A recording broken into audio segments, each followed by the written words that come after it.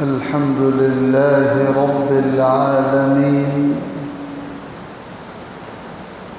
والعاقبة للمتقين والصلاة والسلام على سيد الأنبياء والمرسلين وعلى آله وصحبه أجمعين. أما بعد فأعوذ بالله من الشيطان الرجيم. بسم الله الرحمن الرحيم. ألم نشرح لك صدرك ووضعنا عنك وزرك الذي أنقض ظهرك ورفعنا لك ذكرك فإن مع العسر يسرا إن مع العسر يسرا فإذا فرغت فانصب وإلى ربك فارغب.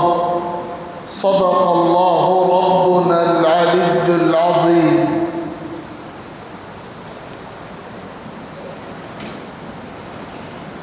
بزرگوں اور بھائیوں، اللہ رب العزت نے اپنی نعمتوں سے اور اپنے احسانات سے ہم کو اور آپ کو اس طرح نوازا ہے اور اس قدر سرفراز فرمایا ہے کہ نہ ہم ان نعمتوں اور احسانات کو شمار کر سکتے ہیں اور نہ ان کا حق ادا کر سکتے ہیں۔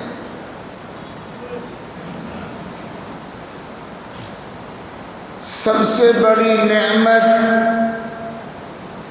اور سب سے بڑا انعام و احسان جو اللہ رب العزت نے ہم پر اور آپ پر فرمایا ہے وہ یہ ہے کہ اللہ نے ہم کو اپنے حبیب اور پوری کائنات کے حبیب سرور کونین جناب محمد الرسول اللہ صلی اللہ علیہ وسلم کی امت میں اور ان کے غلاموں میں شامل فرمایا ہے۔ آج ہمارے پاس ایمان و یقین کی جو نعمت ہے، ہمارے سینوں میں توحید کا جو چراغ روشن ہے اور ہم اس دنیا میں اپنے آنے کے مقصد سے واقف و باخبر ہیں اور ہمیں اپنے رب کی معرفت کا کوئی حصہ اگر حاصل ہے، غرضے کی ہمیں جو کچھ حاصل ہے وہ اول سے لے کر آخر تک سرور کائنات جناب محمد الرسول اللہ صلی اللہ علیہ وسلم کا فیض اور صدقہ۔ اگر ہمیں یہ نعمت آقا کی غلامی کی نہ ملی ہوتی، اگر اللہ تعالیٰ کی طرف سے ہمارا انتخاب سرور کونین صلی اللہ علیہ وسلم کی امت میں نہ ہوتا تو کچھ پتہ نہیں ہم کہاں ہوتے۔ کچھ اندازہ نہیں کہ ہم کون سے دروں کی ٹھوکریں کھاتے پھرتے. یہ تو اللہ تعالیٰ کا وہ انعام ہے، وہ احسان ہے، وہ کرم ہے، وہ رحمت ہے کہ ہم اپنی جانیں، اپنے مال، اپنی آبرو، اپنا سب کچھ نام محمد صلی اللہ علیہ وسلم پر قربان کر ڈالیں تو بھی اس نعمت کا ادنا سا حق ادا نہیں ہو سکتا.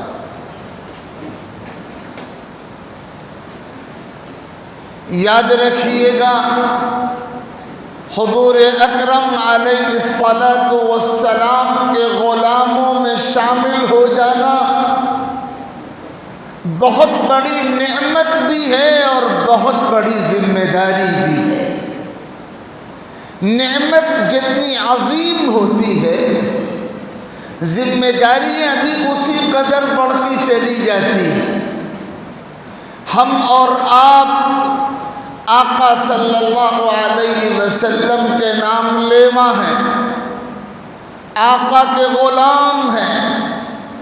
ہمارے کاندھوں پر ذمہ داریاں دوسروں کے بالمقابل کہیں زیادہ ہیں. ہم اس مشن کے امین ہیں جو مشن آقا علیہ الصلاۃ والسلام کو دیا گیا تھا. ہم اس امانت کا بوجھ اٹھائے ہوئے ہیں جو امانت آقا کریم صلی اللہ علیہ وسلم کو اللہ رب العزت کی طرف سے سونپی گئی. تو ہماری ذمہ داری کائنات میں بسنے والے دوسرے تمام انسانوں کے بالمقابل کہیں زیادہ بڑھی ہوئی ہے. اسی لیے جب تذکرہ آتا ہے جناب رسول اللہ صلی اللہ علیہ وسلم کا، جب ذکر ہوتا ہے آقا کی عظمت کا، اور جب تذکرہ ہوتا ہے آقا صلی اللہ علیہ وسلم کی خدمات اور آپ کے کارناموں اور آپ کے محاسن کا، تو ساتھ ہی ساتھ ہمارے ذہنوں میں یہ حقیقت بھی پورے طور پر تازہ ہو جانی چاہیے کہ آقا کریم صلی اللہ علیہ وسلم کے حوالے سے اور ایک سچا غلام ہونے کے ناطے ہمارے کندھوں پر کیا ذمہ داریاں ہیں، ہمارے فرائض کیا ہیں، ہماری ڈیوٹی کیا ہے، اور کیا ہم ان فرائض کو سمجھے ہوئے ہیں یا نہیں، ان فرائض کو ادا کر رہے ہیں یا نہیں، جو ڈیوٹی، جو کام ہمیں سونپے گئے تھے ان کاموں کو پورے طور پر انجام دے رہے ہیں یا نہیں. قرآن مجید پڑھا جائے، حضور اکرم علیہ الصلاۃ والسلام کی مبارک احادیث پڑھی جائیں، اور دین کی ہر دور کی نمائندہ اور آئیڈیل شخصیتوں کی سیرت اور تاریخ اور سوانح اور حالات پڑھے جائیں تو یہ بات بہت واضح ہو کر سامنے آتی ہے کہ آقا علیہ الصلاۃ والسلام سے تعلق رکھنے والوں پر آقا کے حوالے سے سب سے پہلی ذمہ داری سچے ایمان و یقین کی ہے، دوسری ذمہ داری سچی عقیدت و محبت کی ہے، اور تیسری ذمہ داری سچی عظمت اور کامل احترام کی ہے، اور چوتھی ذمہ داری مکمل اطاعت اور کامل اتباع کی ہے، اور پانچویں ذمہ داری درود و سلام کی کثرت کی ہے، اور چھٹی ذمہ داری انہی بنیادوں پر اپنی اولاد کی تربیت کے اہتمام کی ہے، اور ساتویں ذمہ داری آقا کے مشن کو اپنا مشن بنا لینے اور اس کے لیے یکسو اور سرگرم ہو جانے کی ہے. یہ خلاصہ ہے ان ذمہ داریوں کا جو آقا کے حوالے سے ہمارے کاندھوں پر عائد ہوتی ہیں۔ یاد رکھیے گا، جب ہم اور آپ نام لے رہے ہوتے ہیں آقا کریم صلی اللہ علیہ وسلم کا، جب ہم یہ کہہ رہے ہوتے ہیں کہ ہم غلام ہیں جناب رسول اللہ صلی اللہ علیہ وسلم کے، اور جب اس نسبت پہ ہم فخر کر رہے ہوتے ہیں، تو بس صرف زبان کے داغوں پر ہمارا کام ختم نہیں ہوتا۔ ہماری ذمہ داری ہے ان ساتوں بنیادوں کو سمجھنے کی اور اپنی زندگیوں کو ان ساتوں ذمہ داریوں اور بنیادوں کے سانچے میں ڈھالنے کی۔ سب سے پہلی چیز تو ہمارے اندر یہ ہونی چاہیے کہ آقا کریم صلی اللہ علیہ وسلم کی عظمت پر، آقا کی صداقت پر، آقا کی حقانیت پر، آقا کی افضلیت پر اور آقا کریم صلی اللہ علیہ وسلم کے اس کائنات کا سب سے برتر وجود ہونے پر ہمارے دلوں کو ایسا ایمان، ایسا یقین حاصل ہو کہ کائنات کی کوئی طاقت کسی بھی تدبیر سے اس یقین کو نہ کمزور کر سکے اور نہ اس یقین میں کوئی دراڑ پیدا کر سکے۔ سچا ایمان و یقین، اللہ پر ایمان رکھنے والا بندہ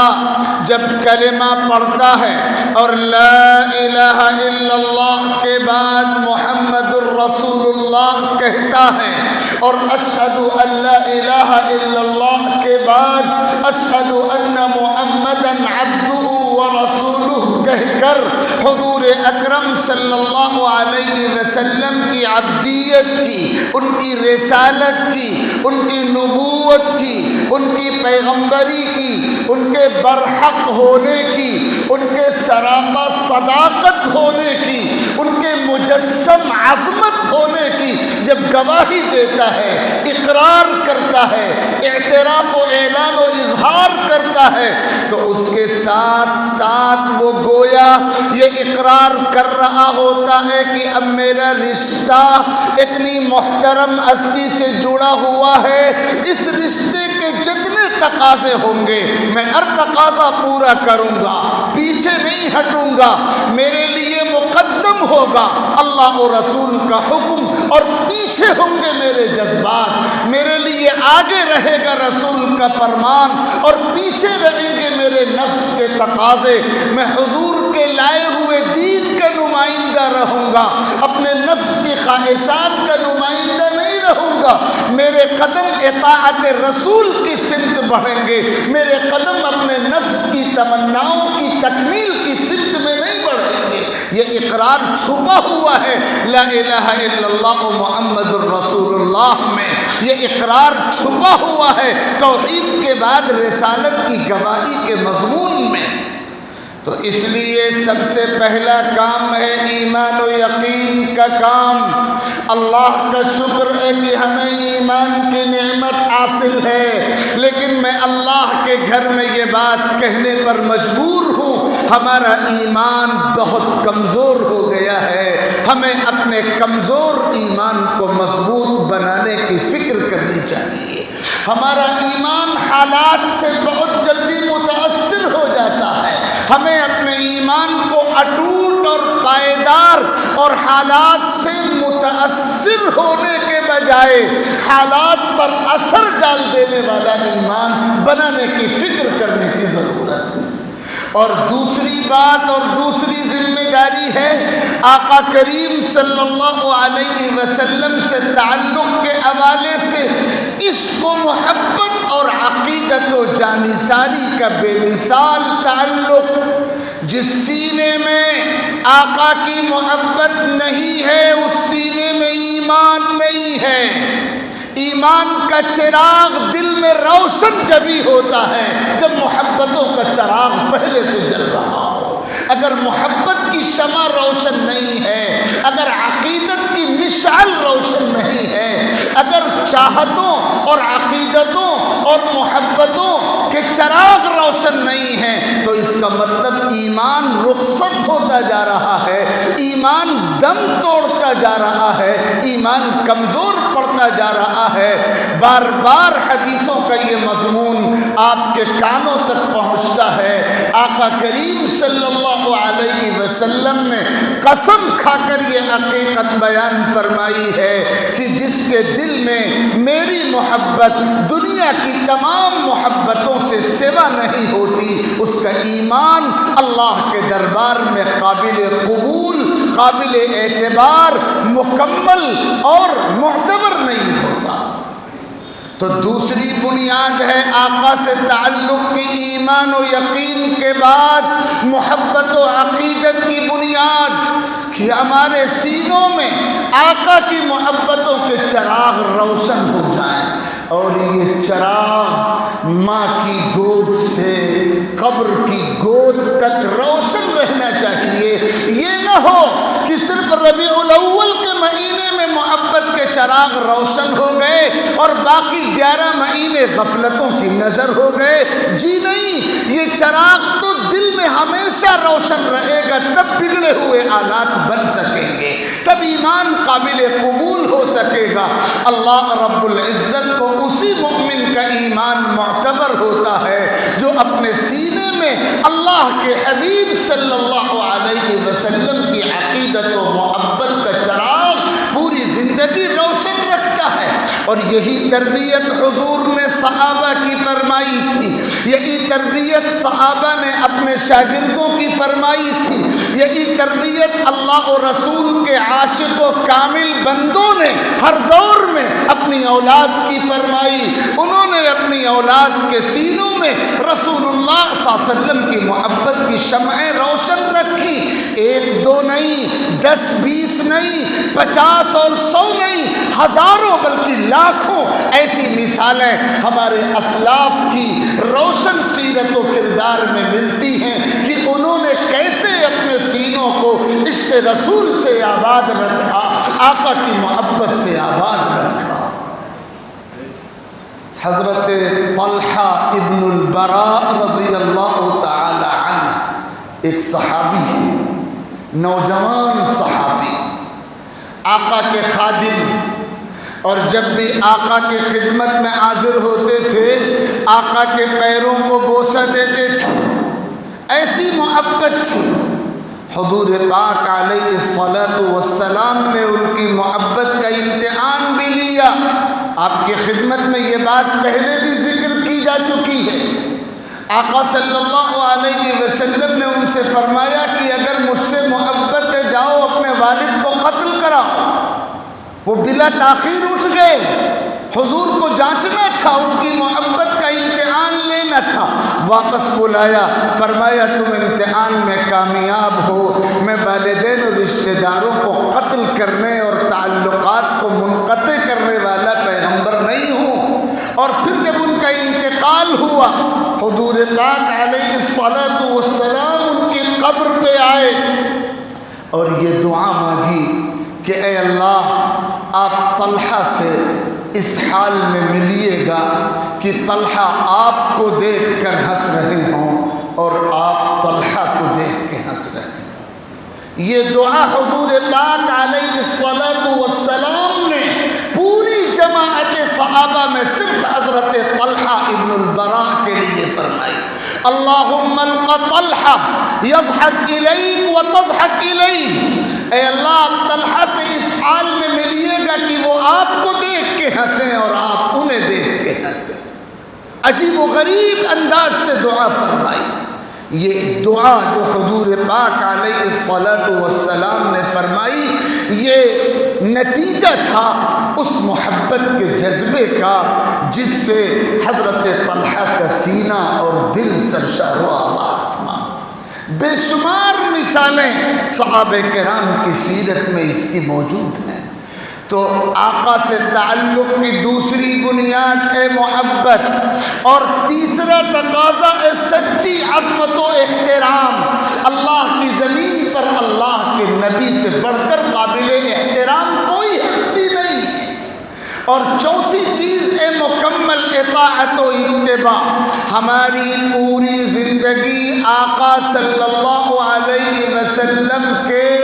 کردار کے سانچے میں ڈھل جائے، ہم اپنے ظاہر کو بھی